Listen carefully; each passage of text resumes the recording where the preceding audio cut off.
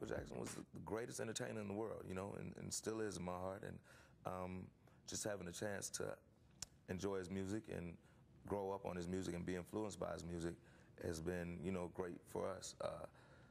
Long live Michael Jackson, and, you know, it's just, you know, he's still here, but the people that got a chance to see him, just be happy that you got a chance to experience it. Yeah, but the music will live on forever. Well, they said Sammy Davis was the best entertainer ever. I put Michael right up there with him. Michael worked hard. You could see it when he hit the stage. When I heard it, I felt pain. He's going to be remembered because he was an incredible artist. You know, he's one of the best that ever did it. And he was an innovator. Michael, how can I say this?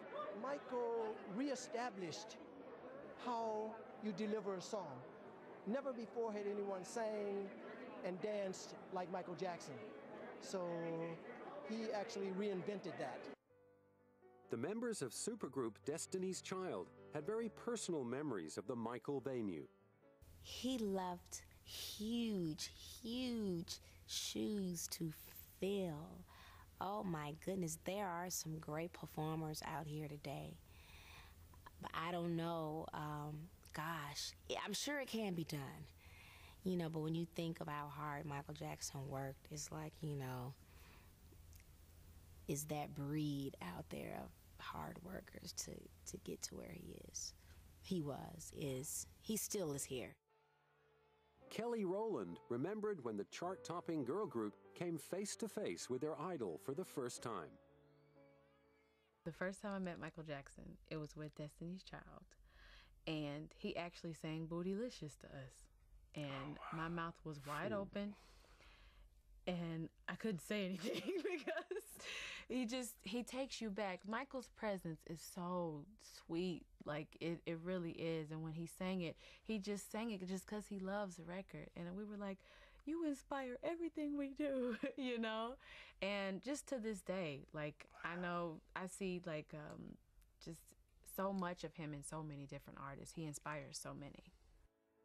Michelle Williams still remembers performing for Michael and agrees that getting the nod of approval from him was a career-defining moment.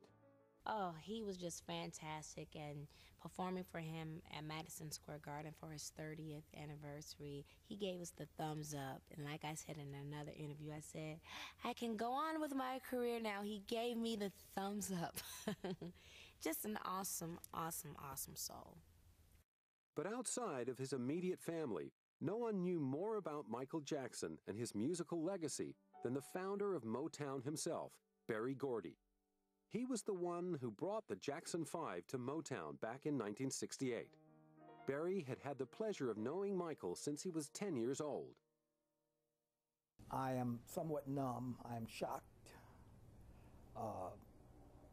at the passing of Michael Jackson. You know, it's like a dream, a bad dream. He was so much like a son to me. It's just hard to realize that Michael Jackson is not here. But signing the Jackson 5 was much more than a business deal. Berry took the whole family under his wing and did his best to help ensure that the kids took time out from their singing and performing schedules to simply play around and be kids. There's a picture back there where we played baseball every week when Michael was a kid. In fact, that's a kid. He was a catcher, and my son was the pitcher, and they're back there doing it together, and he just sort of grew up under the Motown banner. And while most people think that he had no fun in his childhood, he did a lot that brought joy to him. Although he had initially been reluctant to sign the Jackson 5, after having a difficult time with one-time child star Stevie Wonder, he could sense something special in Michael, the combination of an extraordinary talent and sheer determination. He always wanted to be the best, and was willing to work as hard as it took to be that. And we could all see, you know, that he was a winner at that age. And I've always believed winners are winners long before they win. And picking them out before they win was very easy with Michael Jackson. And from the music legend who had crafted the careers of some of the greatest popular artists of the 20th century, it doesn't get any more simple than this. Michael was and he will remain one of the greatest entertainers that ever lived. One of the greatest entertainers that ever lived. Another close friend who had been by Michael's side throughout many years was producer extraordinaire Quincy Jones. For Quincy, the blow of losing such an influential musical legend was devastating. It's still surrealistic to me. Very surrealistic. I can't get my arms around it. You know? It's not real. What does it mean to you I was personally? 50. I was his age when I produced Thriller. You know, and it's just not real.